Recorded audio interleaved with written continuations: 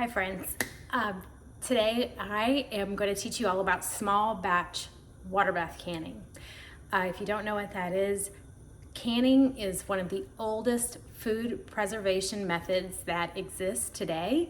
If you've ever seen a ball mason jar or a glass jar with the silver lid on the top of it, this is how our grandparents, great-grandparents, and even farther back used to preserve food when there wasn't mass refrigeration available and they needed to keep things shelf stable in order to be able to preserve food to stock up for winters or preserve things from their garden and whatnot.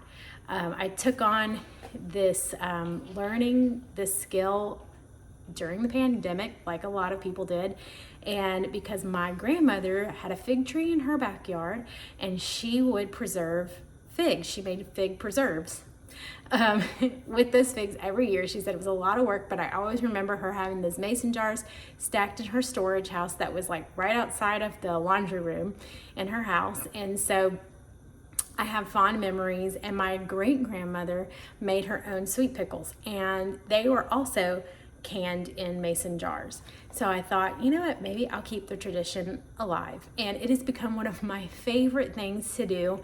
It has actually saved us when we didn't have things to eat in the house and I needed to make something on the fly, or actually really control what is in our food by not making sure there was like all these different preservatives and things like that. It's just very simple. It's actually just the vegetable or the fruit, whatever, might have a teeny bit of salt for to preserve it, or a teeny bit of sugar, maybe some lemon juice. That's it. So the difference between, there's two different types of canning methods. I'll just explain that to you really quick. There's water bath canning, and then there's pressure canning. Water bath is for anything that is acidic, like such as tomatoes or fruits. You can also do sometimes you can do beans in it or whatever, but mostly fruits, and tomato happens to be a fruit. So anyway, with pressure canning, you're doing meats and vegetables, beans, things like that. And if you want to dry pack things like rice or flour, you would do that in a pressure canner also. But today, you know, what I used to do is go to the farmer's market and I would buy big, huge cases of fruits and vegetables, really cheap, you know, whatever, and I just preserve like 20, 30 jars of whatever that thing is. Well, I don't have time for that right now because that's like a really big undertaking. So what I did was, my haul to Aldi the other day, I bought a bunch of these bags. So these are Roma tomatoes. I make my own tomato sauce, tomato puree, and I peel the tomatoes and I de-seed them and everything. I'm going to show you what I do with all those. And I bought 6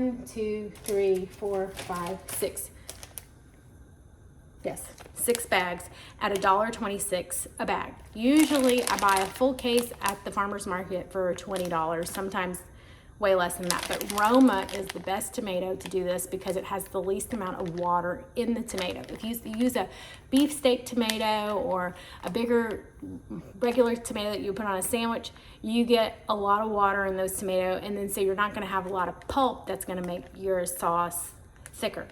So these are the best ones to do. So I'm going to show you how we're going to do that step by step. And maybe you will also be interested in doing some canning. So, all right, here we go. Okay, so I'm gonna add all of these to this bowl right now. And while I'm doing that, I have a stock pot of water that is heating up, and I hope it's gonna be big enough to hold all these tomatoes. 1, 2, 3, 4, 5, 6, 7. Oh, I lied, y'all. I had 7 bags of these tomatoes, not 6.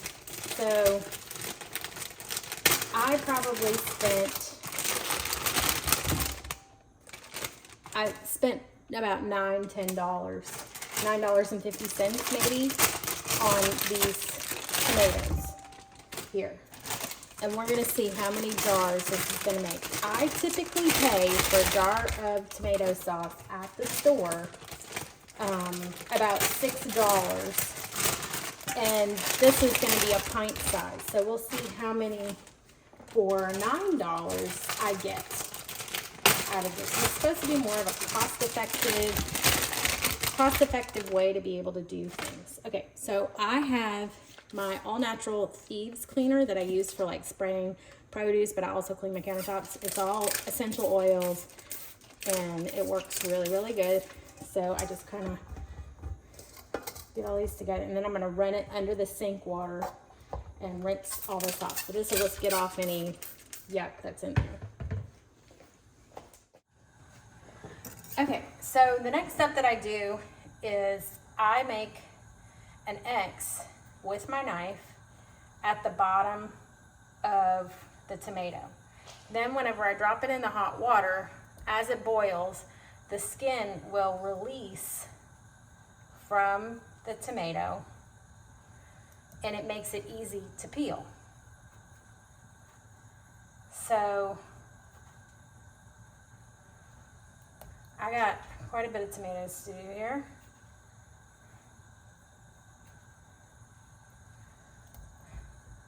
But it's not like I'm doing a whole case of this stuff.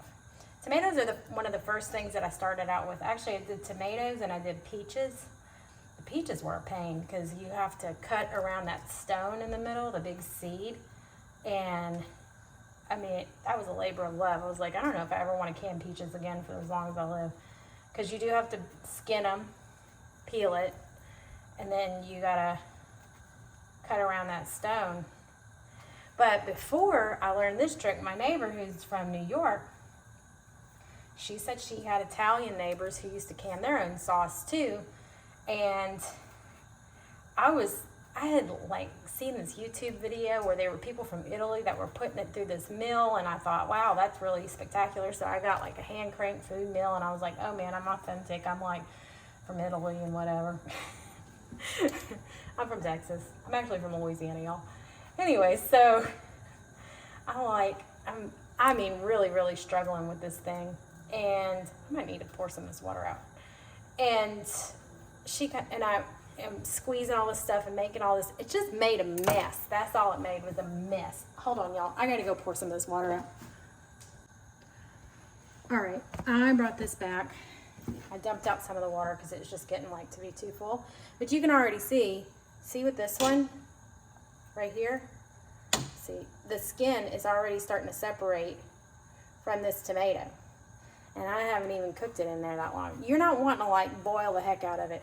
You just want it to be in there. And in fact, I'm gonna pull him out and put him back in the bowl, because he's like, all he needed was a skinny dip in the hot tub to Flavor Town.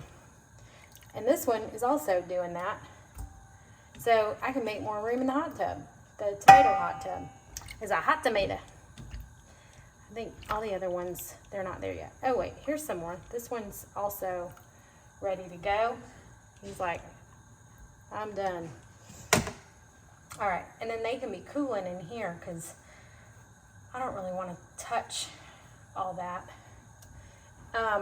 When I'm making sauce, I put it in the blender. When I'm making salsa, I put it in the food processor because I don't want my salsa to be super smooth like I want my sauce to be, because it just tastes weird. Then it's like the texture's off.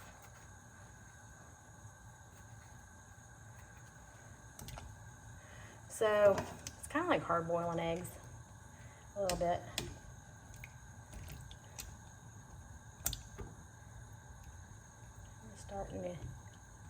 They're starting to come around. This one's really good. Just pull them out as I see them. So anyway, I really love canning. It's one of my most favorite things to do.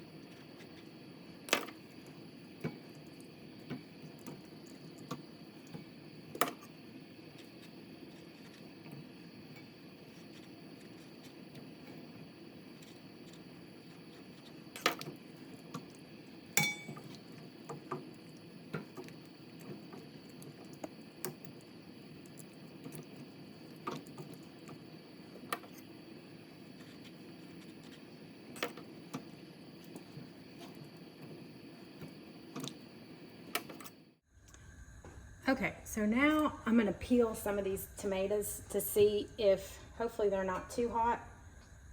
They're pretty hot. I don't know how much I'll be able to handle of this.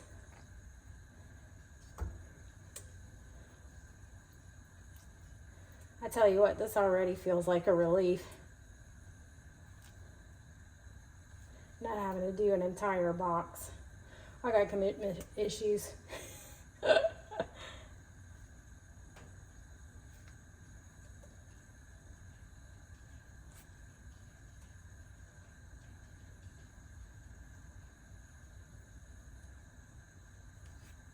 See how easy that comes off? It's just nothing to it, okay? So all I'm doing now is just taking the peeling off. And once they've cooled a little bit more, then I'll squeeze the seeds out.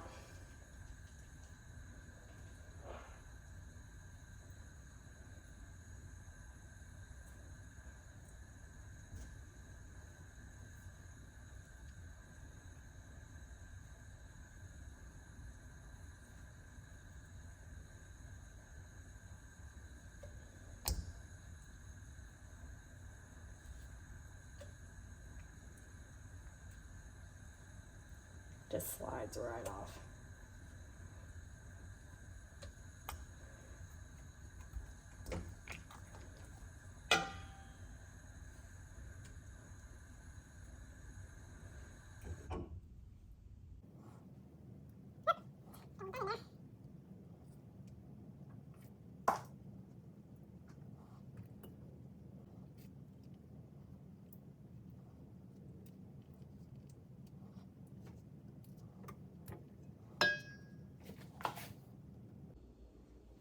Okay, so these I just got through peeling all of them. Y'all, peeled tomatoes feel really weird. It's almost like touching an eyeball.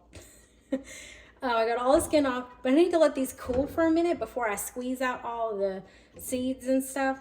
So I'm gonna let these sit here. I'm gonna empty out this pot and get it ready. I'm gonna get my blender out while I'm waiting. So, but first step is done. Didn't take me very long at all. Okay. So the next thing, I forgot to mention this. This is the pot that I use for water bath canning. And I have this little contraption in here. This is where you put the cans or the jars on here before you lower it in, because you want to make sure you're stacking it. You don't want them to rattle together because you'll have a jar break on you on the inside.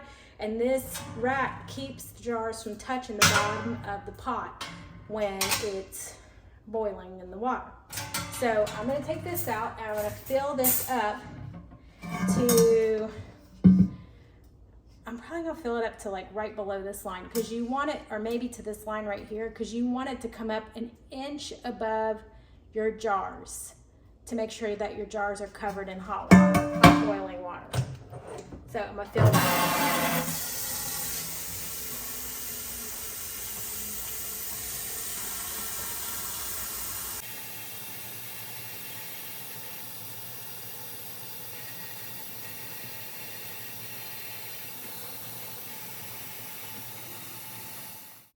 Okay, so I'm gonna put this tub of water, which I filled up just below, like an inch below that line. And let me see if I can get you closer here. There we go. I'm gonna turn on the heat. Now, one thing you need to add to this is, hold on, let me get it.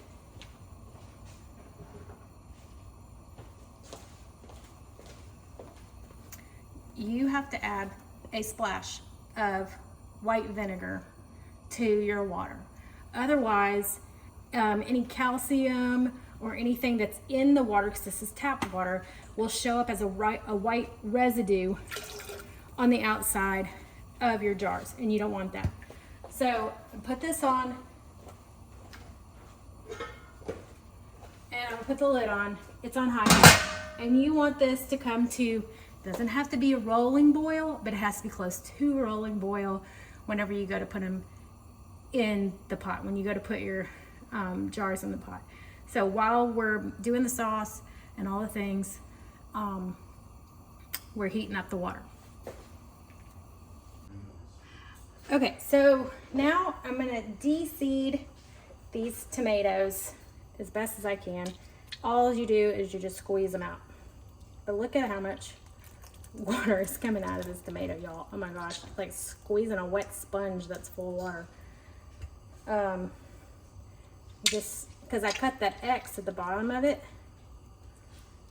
you just squeeze out the best you can. You're not gonna get all the water out, and that's okay. But, whew, sounds gross. Sounds disgusting, actually. You just want to get as much of that water out. Oh gosh, now I'm wearing it. Jeez. As you possibly can, so that it's not in your tomato puree, which can be yuck. Well, we've got a lot in there. I think the more you cook these down too, the more water you can get out.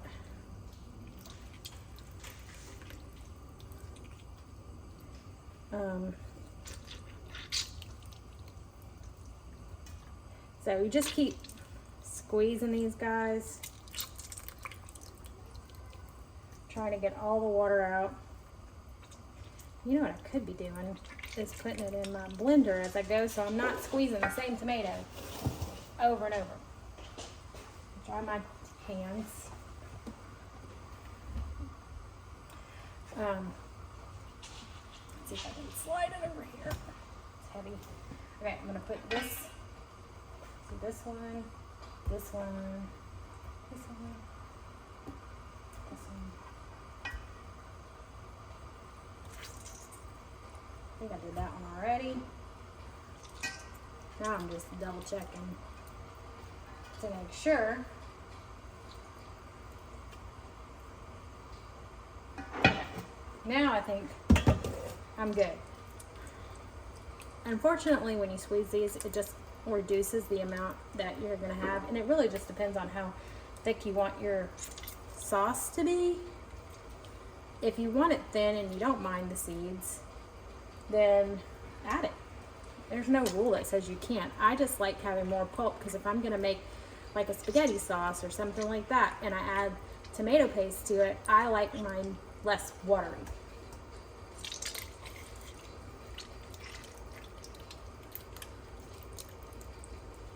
But whenever I do like salsa and things, I don't really care so much. I mean, I do take some of it out, but not all of it. And then like whenever I do say like a tomatilla or whatever, then I'll roast those in the oven, and it gives it a whole nother level of a different type of flavor. And it's really, really yummy. We'll have to do some fire roasted salsa here pretty soon. I got some really good Mexican food recipes like tamales and whatever. I have one on there with flour tortillas, butter tortillas, and they are amazing.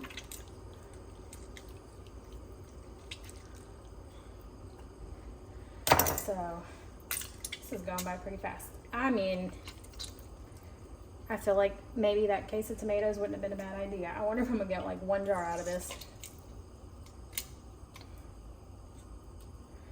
Especially after you squeeze all the seeds out and everything. My goodness.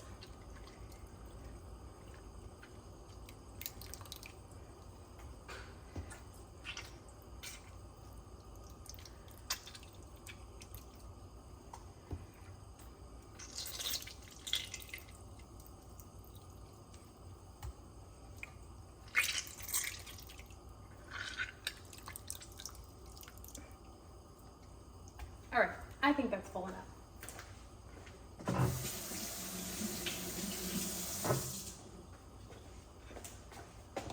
So, I'm gonna put the lid on the blender here. Let's see. Can you see what I'm doing? Not really. Hold on.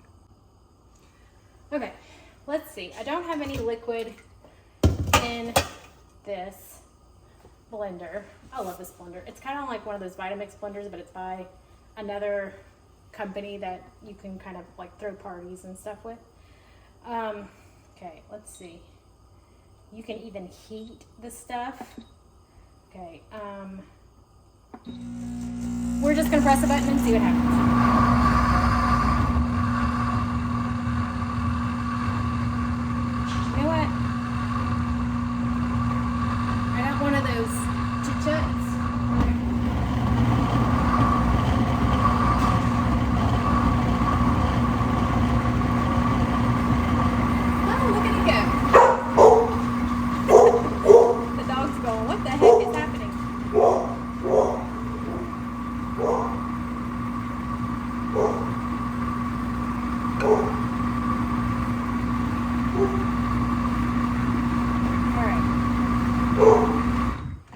I'm gonna cancel it because it's smooth.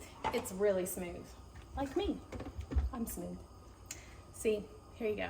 And it's pink, but it's about to change when we put it in the pot and add a little bit of salt to it.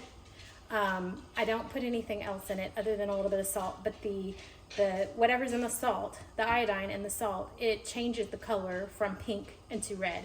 And I also add some olive oil to it as well. So here we go.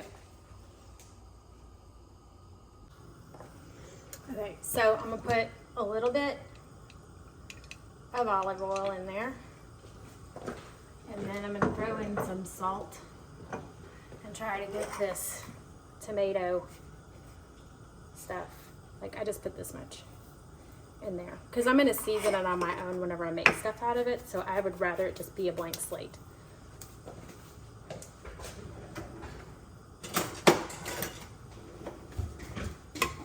And I'll stir it up, and I have some more tomatoes I have to puree too.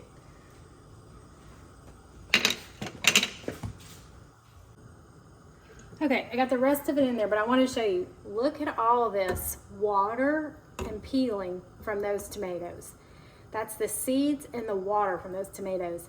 And yes, I did boil them, but they didn't look like they were holding on to any water in that bowl until I squeezed it out. Isn't that incredible?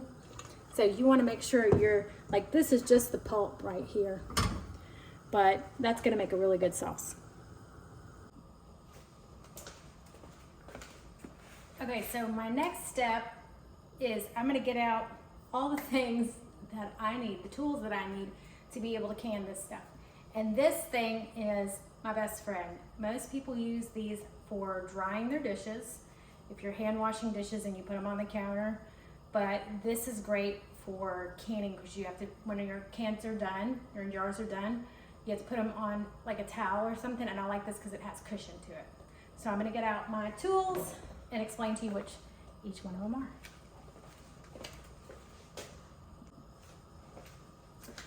Okay, I'm gonna check on my sauce here. Looking good.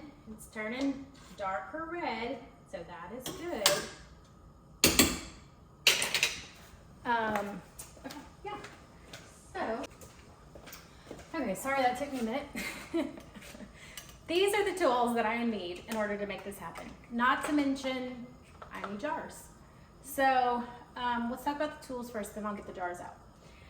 So this is a funnel that fits over the top of your jar. See how the mouth of this, it's not a funnel, it is sort of like a funnel, but it funnels into the jar, so it fits. If you have a regular mouth jar, not a wide mouth jar, it fits perfectly in there, so you're not spilling over the sides or whatever. You want to avoid that because you want to make sure that you have a nice clean rim on your jar before you put the lid on, because if you have a bad seal and you go to put it away and your stuff spoils and then you try to eat it anyway, you could be deathly ill. Okay, pay attention to that. Deathly ill. There's a fine line between, like, I'm gonna feed you and I'm gonna kill you at dinner time. So you wanna make sure you're doing this in the proper way that you're supposed to do. This is a great tool. You will need a ladle to be able to scoop this into the thing, okay? Into the funnel, into the jars. So this, okay, some people use like a chopstick or whatever. You can use other things. This is, like, technical term, pokey device, because it looks like little stairs down here. This actually has numbers on it that tells you, you can measure it on the side of the jar, which I'll show you in a little while, to tell you how much head space, it's called head space, which is like how much you're allowed to fill the jar up to. You really don't want to put any less than what the head space requires, and you certainly don't want to go over it, because then it'll overflow whenever it's cooking in your jar and you'll have a mess in your pot, and you'll have to start all over again, and that makes you want to cry. The opposite end you use to poke in the jar after you've spooned everything in to get any air bubbles out. Because if you get air bubbles while you're cooking it, it'll cause your lid to buckle, or you could have a jar explode in your pot, all the things. So it's a science, really. This is for getting the hot jar or lowering jars into your hot water or pulling them out. And this rubber part grips onto it and holds it, and so you can pull them in or put them out. Definitely need one of these too. Very super helpful. All right, so I'm gonna go get my jars out. If I had to guess, I think I might get 5 out of this. I could be wrong, but I'm gonna bank on 5 jars, which to me is great because I had I had one jar left. So I'm gonna go and do that, and then I'll come back with the jars and the lids, and I'll give you a little bit more explanation. Okay, so now I have a few more things. Again, I'm gonna stir the pot. Not hypothetically, but literally, I'm gonna stir the pot. The sauce is looking great. It's nice and bright red. Perfect. Beauty. All right, so let me explain to you what the next steps are. All right, so we've got our jars here. These have all been sterilized. They're jars that I've used before or whatever. You have about a 3-year lifespan on how many times you can use and reuse your jars. I don't know how many times I've used these jars, but it's been under 3 years. There's like a code on the bottom of the jar somewhere, I've been told. Yeah, like right here, that'll tell you when you can use it. I don't have my glasses on. So we're just gonna pretend everything's fine, because I only started canning 2 years ago anyway, so we're good. Here's the other thing you gotta know about tomatoes. Tomatoes, you think they're high in acid, but they don't have enough acid to really be the acid level they need to be for canning. This is a problem that I have learned from in the past. You will have jars that will excavate. What that means is if you do not do this next step, your jars of tomato sauce will explode in your pantry, and that smells terrible when you open the door and there's rotten tomato sauce in your pantry and you're like, what the heck happened? So here's the step that you need to take. Lemon juice. Just by putting a splash of lemon juice in on the top of your tomato sauce, once you jar it, or at the bottom, will elevate the acidic level enough to keep it balanced in the jar. See how much science goes into this? It sounds like a pain, really it's not. Once you get the hang of this, it's easy peasy, and you learn from your mistakes, and you just keep going, and it's fun. The next thing is our friend white vinegar. Again, we use this quite a bit in canning.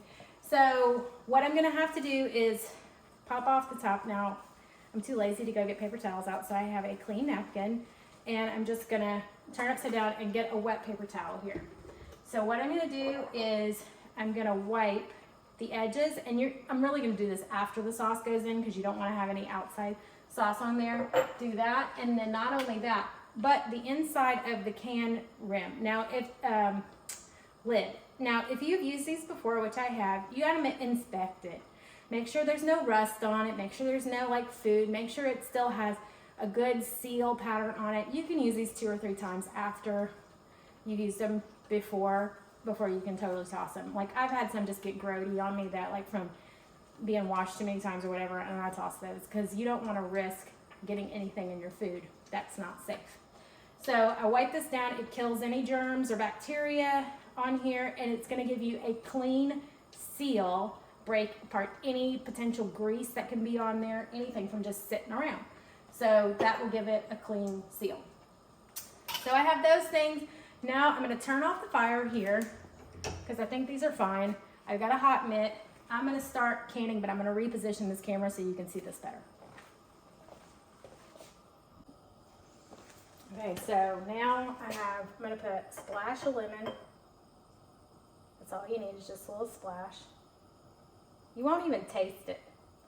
It's not enough for you to go like, what the heck, is there lemon in this or what?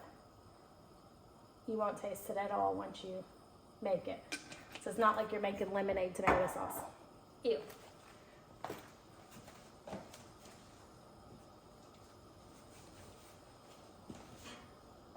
Okay, now I've got my sauce here. I don't know here if you can see this or not, but it's no longer pink. It's a bright red. I hope you could see that. Let's see. I'm going to do one hand on right here and hold it with the one hand with the hot mitt. Put this over here. See, I was almost getting ahead of myself. Should know better. Gotta have my pokey tool here. You want an inch of head space, which means it's gonna come right to this rim right here. So I'm gonna ladle the sauce in here. And you can see, like, when it hits the base of that cone, then you know it's there. You've got an inch of head space and you're good to go. Okay, so now I'm gonna set it on this hot thing, the hot plate thing. And then I haven't done anything to it yet. I'll come back and poke it in a minute. I just want to fill up all my jars first. That would be really something if I got 6 jars out of this. But I'm thinking, that might be wishful thinking for this.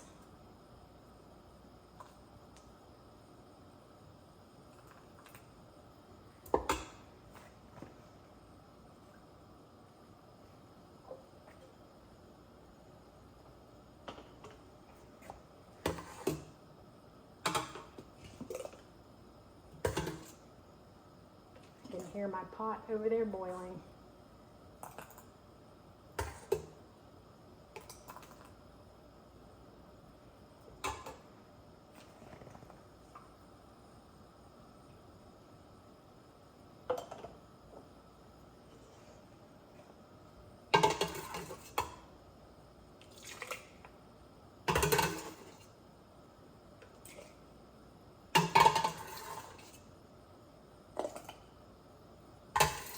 I hope I at least get 5. I don't know, y'all. I might just, if you don't have enough, nope, I think I'm only getting 4. Rats. I could have totally just used my smaller, I have a smaller pot, not this big old honking thing that I could have used.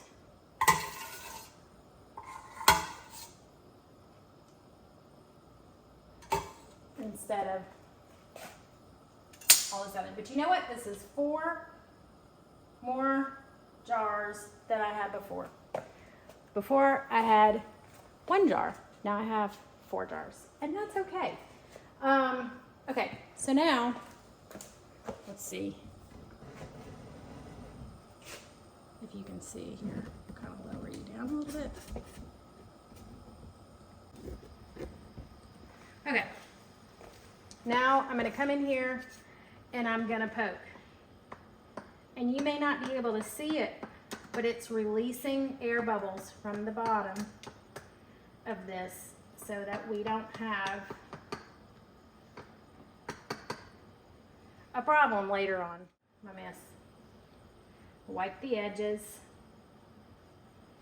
and then wipe the rim. And then I got this one. I don't even know if that's, oh, 2 of them are stuck together. You don't want that.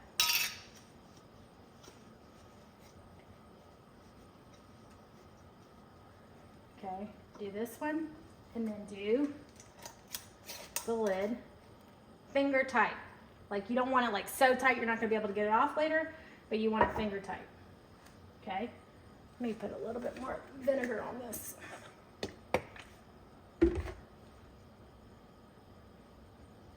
Wipe it. See, I had some tomato on there. You want to make sure you don't have any of that. This one's the one I did earlier, but I'll do it again.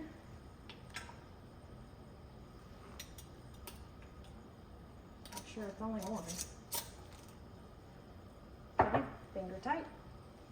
Got another one here. I'll wipe it. I hope you can see through me. Oops.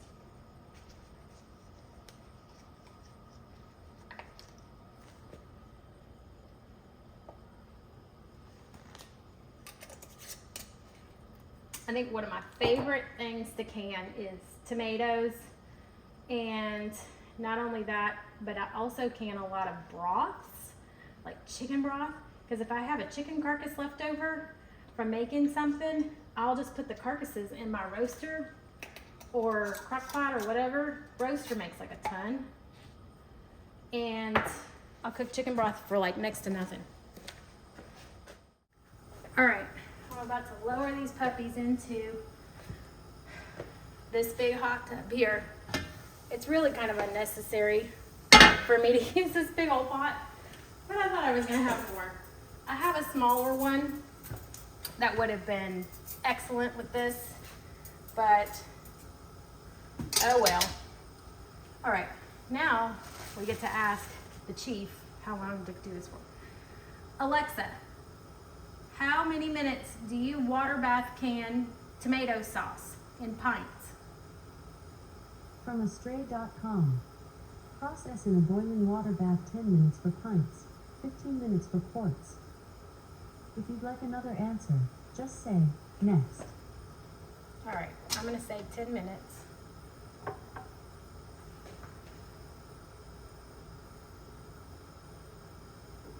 Now, I think this is more it. I think it is 30 minutes, 35 minutes. You never want to underdo this because, again, you're dealing with something that needs to be preserved. And it's better, you want to get a good seal on your jars. So it's better to be safe than sorry. All right, now we're lowering this down here. Okay? I'm gonna put it to like a medium heat. Let me show you what it looks like. Here we go, guys. This is what it looks like. 4 lonely jars in the hot tub, ready to be hot tomatoes. Okay, so now I'm gonna put the lid on it, and I'm gonna say, Alexa, set the timer for 30 minutes. 30 minutes, starting now. Excellent.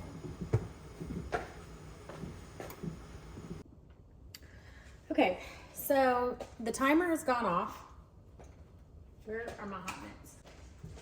The timer has gone off, and it's time for me to take these out. Make sure when you lift the lid off that the lid is away from your face, pointing to the wall, so the steam does not hit you in the face, because it's very hot. Very, very hot. And that's a mistake a lot of people make, is they open it towards their face and then they get burned by the steam. Okay, so now I'm gonna lift this up from here all over you, and it's gonna hang on the edge like that. All right, now I'm gonna use this doodad here. See, you can already see on the top of these, there's like a white rim on there. I probably should have put some more vinegar in the water, but that's from the hardness of the water. We have really hard water here in Florida, and we have to have water softener. But it's okay, we can wipe it off with vinegar. It's not gonna do anything to the tomato sauce or anything like that. So I have to squeeze it and then kind of make sure the top of the water comes off. And then that's it, you let it rest. And what you wanna do is, the top of these, when it starts to cool, it's gonna suck down, it's gonna vacuum seal this jar, and you will hear a pop. And that means that it's ready, because the top of the can won't be able to spring up, it'll be sucked down. So that just means it's sucked down. If that never happens and it's still like can be pushed in and out, it means you did not get a good seal on it, and you have to do it over again. If it does go down, then the next step is you let it cool off like overnight. You don't want it to be hot to the touch. And then you take the ring off and you store it without a ring, because you don't want to have a false seal if you say are gonna open it up and cook with it. If it's bad, you want to keep it without, because then you'll know for sure if it's bad, because your lid would have popped off. But we put lemon juice in here, so ours will be fine. So this is just straight tomato puree with a little bit of lemon juice, a little bit of salt, a little bit of olive oil in there. And we're gonna just wait and see if these things pop on us or not, so you can hear the pop. And I'll just leave this right here so maybe you can hear it. Well, I guess it's not gonna pop, or it's gonna take a lot longer, and I need to do some other things. So just take my word for it, that it makes a pinging pop noise whenever the jar, when it seals. So I hope that you will give canning a try. And when I get these stored away, I will show you where I store them and how I store them. But canning is just such a wonderful method of preserving your food for long term. You can have your jars last you for up to 2 years, sometimes even longer. So it's great for people who live in places that experience severe weather, like being snowed in for long periods of time, or also if you experience hurricanes and you might have a long time of having no power at all. It is, you don't run the risk of losing your food if you don't have power. You can still eat it. It's not like refrigerating or freezing. Did you hear that? Did you hear? That was one of them sealing. Anyways, super excited. I got 4 jars, four. I canned beans the other day and I got 6 jars out of that. That was awesome. So I'm getting back at it a little bit of time because we had eaten through a lot of our canning stuff.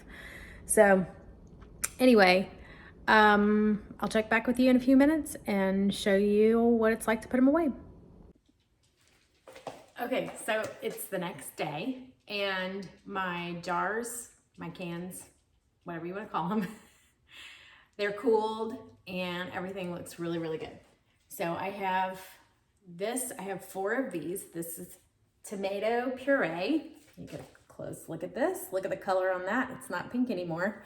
There's very little water at the bottom. Like usually this will settle and the pulp will kind of float to the top and the water will stay at the bottom. And I'm gonna take off the ring. It's on there. So this is what you're looking for. You want this to be pushed down all the way.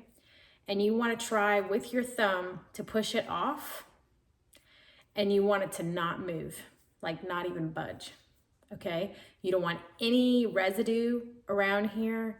If you feel anything, you need to wipe it off with your vinegar, that what you showed you before. And then I take, let's see.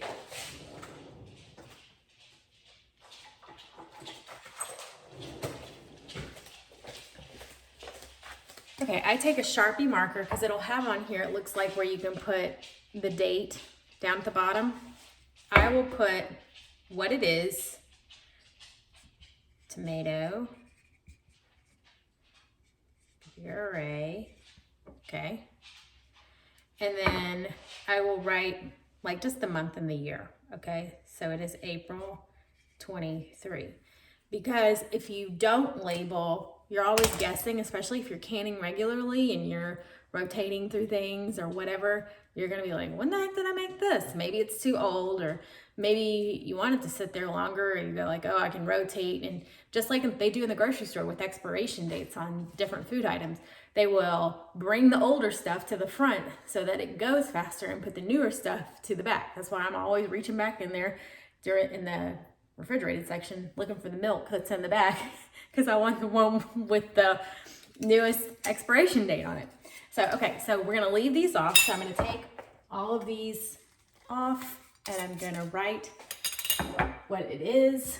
I'm gonna check the lids, check around here. Everything's good to go. Make sure everything is down. Because if this has any give and it makes that popping noise, like it can go up and down, then it does not have a good seal. All right, so I'm gonna put on here tomato.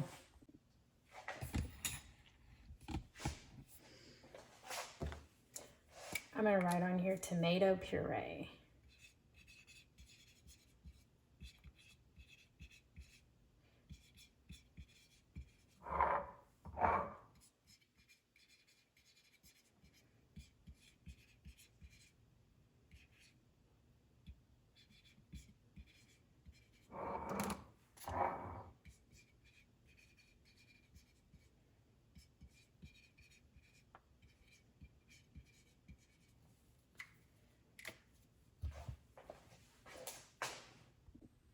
now it's time for me to go and put these away in the canning closet and be able to store them for whenever we're ready to eat them. So come follow me to the canning closet and I'll show you where we put these away.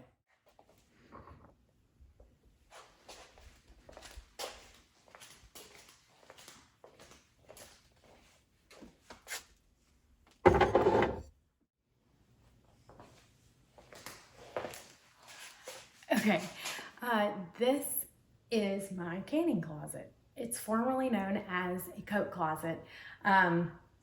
We used to have a coat closet here, but we live in Florida and so you don't really need a coat closet. So I wanted to make sure that I use the most of my space. So I had a friend come over and install the shelves, and we used some good old composite board that's got the laminate on top, and then I've kind of trimmed out the border, or I've attached a border. You can get like a iron-on laminate to go around the edges. It's very affordable, very inexpensive to do. You just have to maybe even know how to be a little bit handy. But there's plenty of YouTube videos out there that'll actually help you to know how to do this with ease. So I'm gonna put my new cans of tomato sauce in here. I have one that's old from last year, from March of 2022. See how I put tomato and then the date? That helps me know how old it is. And then this is the new guy right here. So I put them in, and I try to do best. I know it doesn't really look like it right now, but I try to do best to put them according to categories. So I put all my beans together, I put all my salsas together, put all my tomato sauce, my broths and things like that. It just makes it easier for me to find things. I also use this as an overflow pantry, so there's extra food and extra ingredients up in this closet that I don't normally put in my working pantry because I have 2 pantries. And that's for like whenever I'm cooking for large amounts of people, or maybe I just want to keep a certain amount of snacks in that, and then we want to keep the overflow in here. So, which is still kind of hard because I still catch my people digging in this pantry. But anyway, we will move on to other canning things here in the near future. Make sure you give this a like or a thumbs up if you liked this video, and comment, tell me some of the things you want to see me can next. Have you started canning? Are you interested in canning? What canning questions do you have? And I will try my best to answer as many as I possibly can. And go ahead and subscribe to the channel if you want to see more of what I'm putting out there. So thank you so much for watching today. Thank you for being a part of this segment. I hope you learned a lot and I've inspired you to start canning. It's not as intimidating as it looks, and I'll see you next time.